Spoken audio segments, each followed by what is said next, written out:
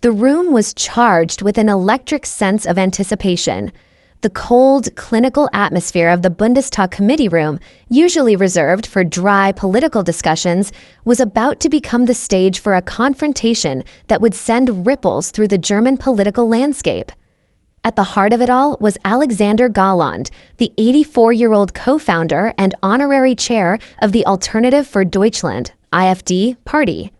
Known for his controversial statements on German history, Gauland was no stranger to public scrutiny. His stern demeanor and ever-present, meticulously arranged dark blue tie added an air of authority to his commanding presence as he prepared to face the committee. Across from him, sitting with a calm and focused expression, was Alice Weidel, the 46-year-old leader of the AfD. Dressed in a striking light blue blazer that stood out among the sea of dark suits, Weidel's poised yet sharp attitude had earned her a reputation as one of the most formidable politicians in Germany. She was no stranger to tough political debates, and her reputation for refusing to back down had made her a force to be reckoned with. Today, however, she was not just going to ask questions. She was there to confront Gauland, and the outcome would take the entire room, and soon the nation, by surprise. As Gauland began his opening remarks, speaking in his usual calm, measured tone about German identity and historical interpretation, Weidel watched him closely, her eyes locked on his every word. The committee members settled into their seats, sensing that this was not going to be a run-of-the-mill hearing. The stage was set for a clash of political giants.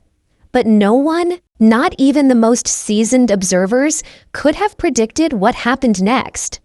When the time came for questions, Gauland, with his signature air of superiority, leaned forward and, with a slight smile, cut Weidel off mid-sentence.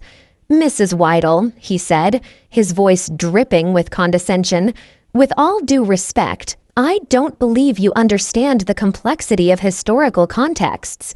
The room went silent. It was an awkward moment, one that could have gone unnoticed in the past, but not today. Gauland had just made a massive miscalculation. Weidel, undeterred and unflinching, took a deep breath before responding. What happened next would go viral in a matter of minutes. She responded with surgical precision, her words cutting through Gauland's dismissal like a knife. The room was stunned into silence as her final remark sent shockwaves through the committee. Gauland, visibly shaken, seemed to retreat before her forceful intellectual onslaught. The committee chair had to call for order as the gallery erupted into murmurs. This wasn't just a political exchange. It was a masterclass in how to handle political veterans with years of experience. Alice Weidel, a trained economist with a deep understanding of historical facts and data, had just done what many thought impossible. She had left Alexander Gauland speechless. It was a moment of triumph for Weidel and a moment of reckoning for Gauland. Now, before we dive deeper into the details of this explosive exchange, let me know in the comments where you're watching from, and don't forget to hit that subscribe button so you don't miss out on our latest political analyses. This confrontation between Gauland and Weidel tells us a lot about the current state of German politics, and you're not going to want to miss a single detail. As Gauland sat there, his usual confidence had been replaced by something far more subtle. Unease. After years of being one of the most vocal and controversial figures in German politics, Gauland had cultivated an image of intellectual authority. His outspoken remarks on the Nazi era, often minimizing its significance, had made him a lightning rod for criticism. Yet his stature as a co-founder of the FD and his perceived wisdom on German history had granted him respect in conservative circles. For years, Gauland had been a key figure in shaping the AfD's narrative on migration and the country's historical memory. His remarks, while controversial, were often framed as honest debates about the true nature of German history. And while many had taken issue with his comments, few dared to challenge him head-on. But Alice Weidel, who had built her career on factual analysis and a deep understanding of economics, wasn't afraid to take him on. She was here to hold him accountable, and she knew exactly how to do it. The hearing, which was supposed to be about the AfD's direction and its ongoing debates over Germany's historical memory, quickly became an intense ideological battle. Gauland, presenting himself as the defender of historical truth, was ready to assert his views. He had been called to testify about his time as party chair and his ongoing role as honorary chair of the AfD. But as soon as Weidel began her round of questioning, it was clear that Gauland was facing an unexpected challenge. Weidel, who had a background in economics and corporate consulting, was known for her sharp analytical mind. Unlike many politicians, she didn't rely on emotional appeals or political theater. She based her arguments on data, facts, and rigorous analysis. So, when it was her turn to question Gauland, the stage was set for a clash of ideologies, not just personalities. "Mr. Gauland," Weidel began, her tone polite but firm, "you have repeatedly claimed that Adolf Hitler was a communist. This statement is not only historically inaccurate, but it also damages the credibility of our party. Can you explain how you justify such factually incorrect claims?" Gauland, never one to back down from a challenge, leaned forward with a smirk and interrupted her. "Mrs. Weidel, I must stop you right there. Your premise is fundamentally flawed. The National Socialists did, in fact, have socialist elements in their economic policies." But Weidel was having none of it. "Excuse me, Mr. Gauland," she said, her voice steady and unwavering. "I haven't finished my question yet, and I would appreciate it if you would allow me to complete my thought before you respond." The tension in the room was palpable.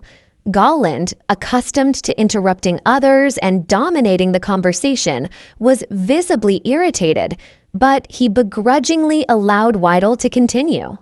Weidel resumed, "As I was saying, your claim that Hitler was a communist is demonstrably false. Historians agree that the Nazis persecuted and murdered communists, sending them to concentration camps. Are you suggesting that thousands of historians are wrong?" Gauland shifted uncomfortably in his seat.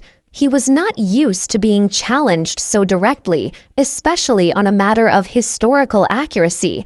His argument about the supposed socialist elements of Nazi policies didn't hold water in the face of such a clear-cut historical fact. He attempted to deflect the question, but Weidel pressed on. "You speak of ideological categories and totalitarian regimes," she said, "but my question is simple. Can you provide a single reputable historical source that supports your statement that Hitler was a communist?" Gauland, now visibly rattled, responded with a vague reference to economic historians who supposedly supported his view. "There are many sources, Mrs. Weidel. If you were more familiar with economic history, you would understand." Weidel, never one to be deterred, responded with poise. "I'm very familiar with economic history, Mr. Gauland. I have a doctorate in economics, and I also recall your interview from February 2025, where you yourself stated, and I quote, 'Hitler was not a communist.' Are you aware of the contradiction in your statements?" At this point, Gauland's face betrayed his shock. He had been caught in his own web of contradictions. Weidel had used his own words against him, and it was clear that Gauland wasn't prepared for such a direct challenge. The room was now on edge, with members of the committee leaning forward, eager to see how Gauland would respond. But instead of answering the question directly, Gauland resorted to his usual tactics, deflection and obfuscation. "Mrs. Weidel, you are selectively quoting my words to create a narrative," he said, his voice rising slightly in frustration. Weidel, however, wasn't about to let him off the hook. "Mr. Gauland," she said, her voice cutting through his attempts of evasion, "the question is simple. Were you aware of the contradictions in your own statements? Yes or no?" Gauland stammered but didn't answer.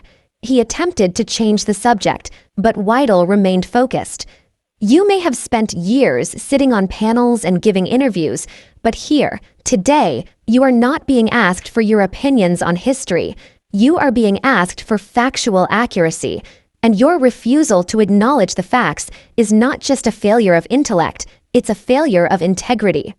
At that moment, Alice Weidel delivered her final, devastating blow. "Mr. Gauland," she said, her tone calm but filled with authority, "I may be younger than you, but I am not new to the world of facts. While you've spent your time in TV studios, I've been in boardrooms, analyzing data and defending intellectual integrity. And while you may be an expert in political maneuvering, I'm an expert in truth." The room went silent. Gauland, usually so confident, was left speechless. The weight of Weidel's words hung heavy in the air. She had not only exposed the inconsistencies in his arguments, but had done so with the precision of someone who had spent their career fighting for factual accuracy. As the hearing continued,